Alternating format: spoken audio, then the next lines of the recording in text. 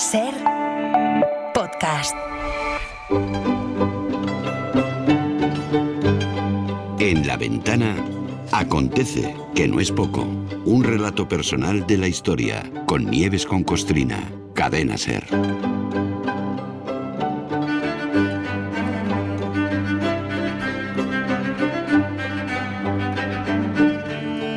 Nieves, buenas tardes.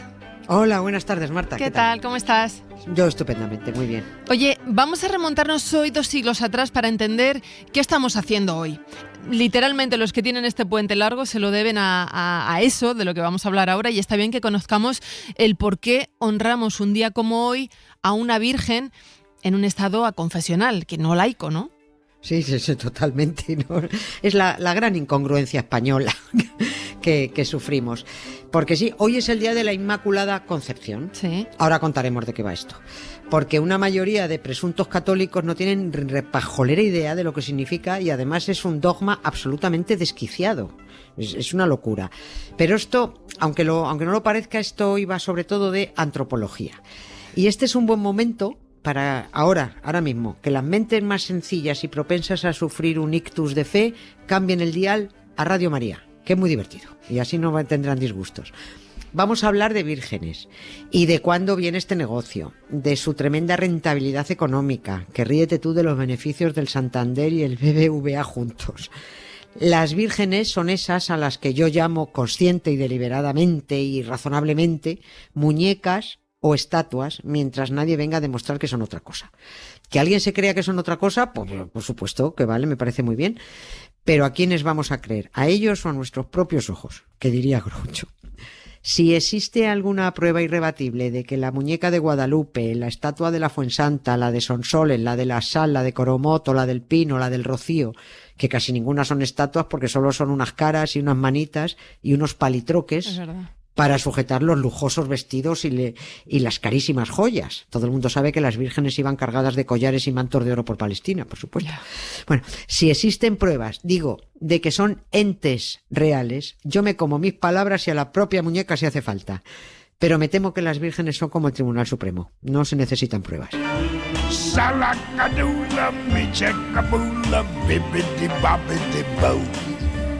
Put them together and what have you got? Bibbidi-bobbidi-boo.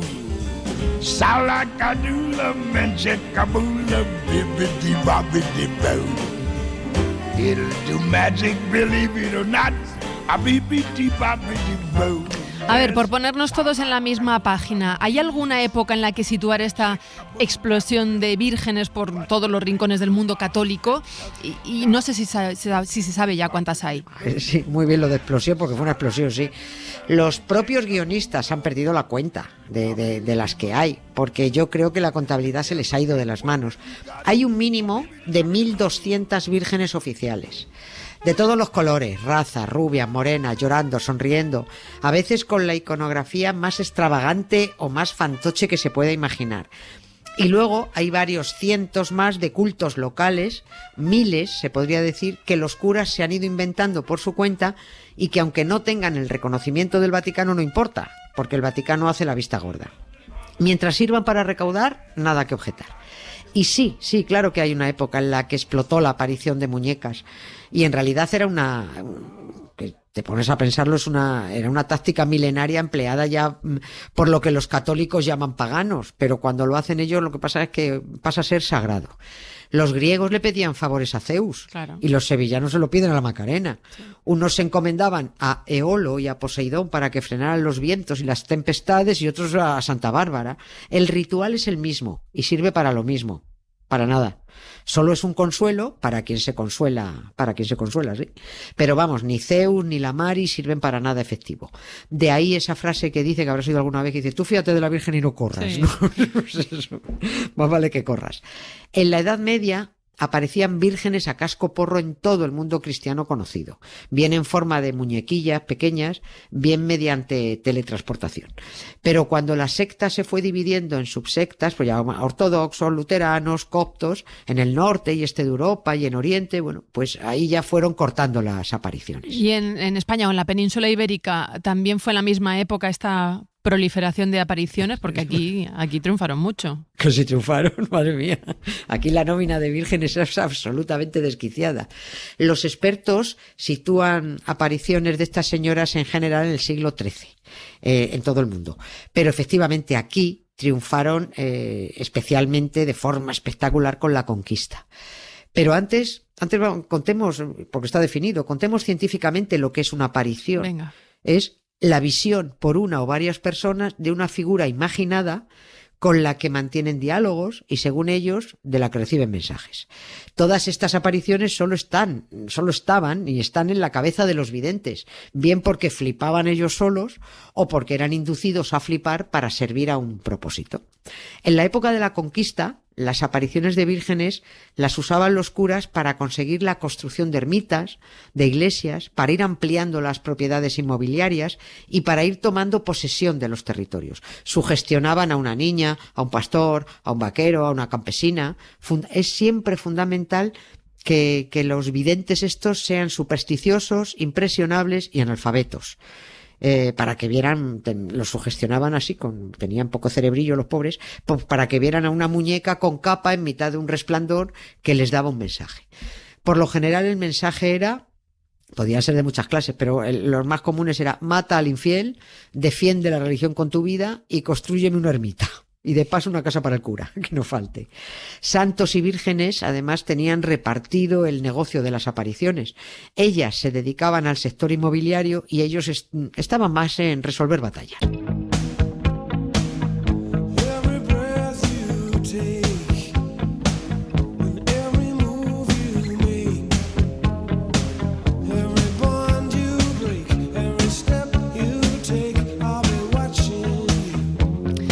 Es verdad, porque si nos paramos a pensar, tenemos pocas noticias de vírgenes en las batallas de la conquista, por ejemplo, ¿no? Esto era cosa de hombres. Claro, muy poquitas.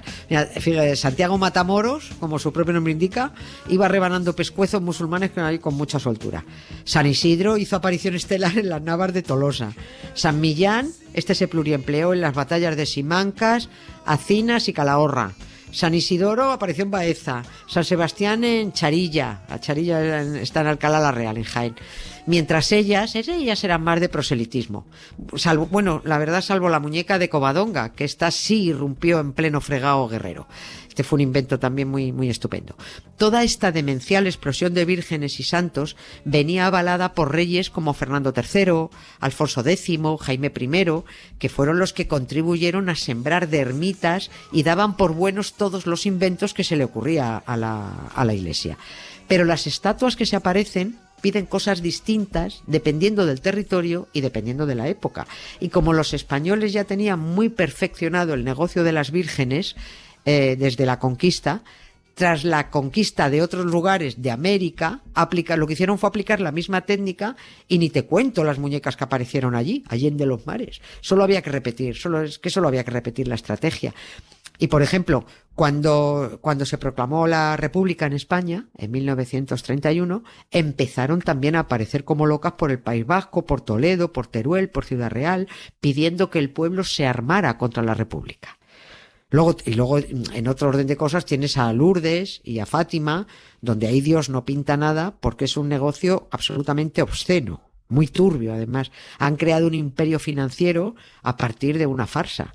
Y en el caso de Fátima, el momento también fue muy bien elegido. Se había instalado la República en Portugal y con ella la separación Iglesia-Estado, se acabó mantener órdenes religiosas, en fin, que las vírgenes vienen a recaudar y a defender a la multinacional. ¿Y han dejado ya de aparecer? ¿Se tienen noticias de cuál ha sido la última? Depende, eso depende de si hablamos de las apariciones que llevan el sello del Vaticano como aceptadas, o si son las que se inventan los obispos locales, que insisto, con tal de que sea rentable, sea bienvenida la Virgen del Pito Pato, de eso da igual. La última muñeca aprobada por Roma... La oficial. Sí, la oficial es la Virgen de Vogat. Es en Bélgica, se escrita Beauregard.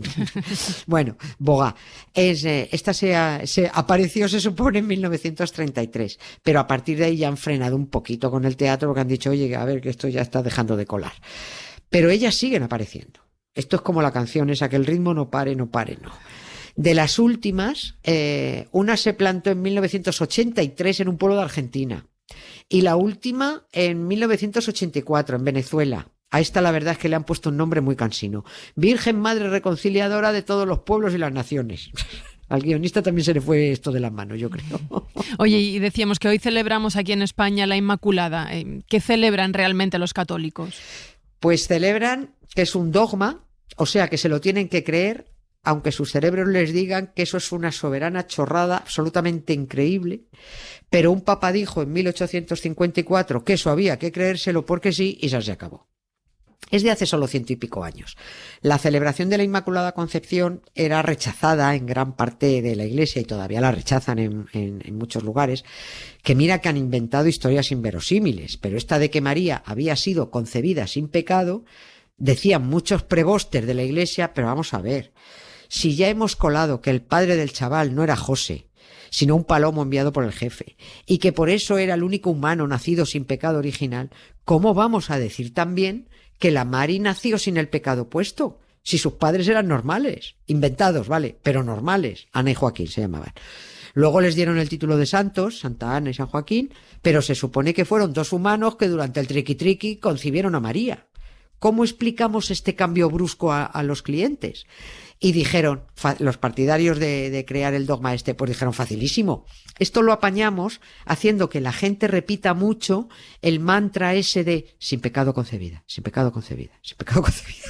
A partir de ahora, todo el rato hay que decir Ave María Purísima y todos tienen que responder sin pecado concebida, sin pecado concebida. Recuerda lo que decía Goebbels, Marta. Una mentira repetida 1000 veces acaba convertida en verdad. I made it through the wilderness. Somehow I made it through. Didn't know how lost I was till I found you. I was beat, incomplete. I've been had. I was sad and blue, but you made me feel. Yes, you made me feel shiny and new. Like a virgin. Claro, y de ahí lo de inmaculada, ¿no? Sin mácula, sin mancha, sin pecado. Ahí, claro. ahí. Y lo de concepción, bueno, por razones obvias. Efectivamente. Mira, que me perdonen las conchas y las conchitas, ellas no tienen culpa, se lo han puesto y con ello viven. Pero es que llamarse concepción es como llamarse engendramiento. Es casi coito. Y lo de Inmaculada, pues a mí me parece un nombre fantástico para una tintorería. Tintorerías sin mácula, sin manchas. Lo quitamos todo. Tenemos los nombres asumidos y no vemos más allá de un simple nombre, pero el santoral ha hecho mucho daño en este país a las niñas. Martirio, angustias, dolores, socorro, auxilio, son palabras con significados horribles que se les endosa a las niñas de por vida. No me extraña que el Gran Serrat saque la canción Penélope y muchas niñas se llamen así. Vamos a ponerle algo, Penélope. O que triunfe Juego de Tronos y ya haya varias Daenerys corriendo por el mundo.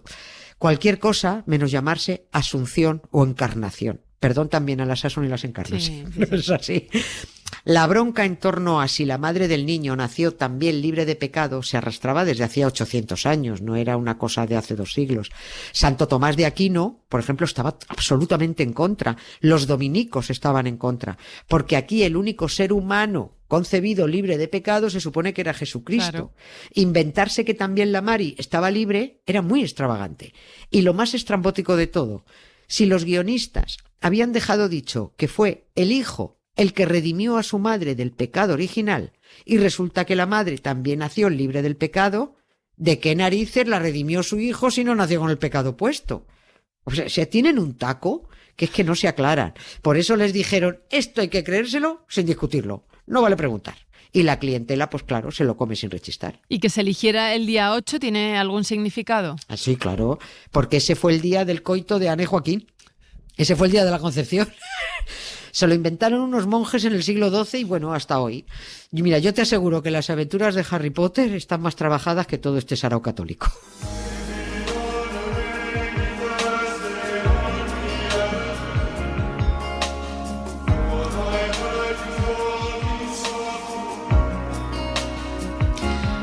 Nieves, muchísimas gracias, una semana más. Gracias a ti, Marta, un beso grande. Para no perderte ningún episodio, síguenos en la aplicación o la web de la SER, Podium Podcast o tu plataforma de audio favorita.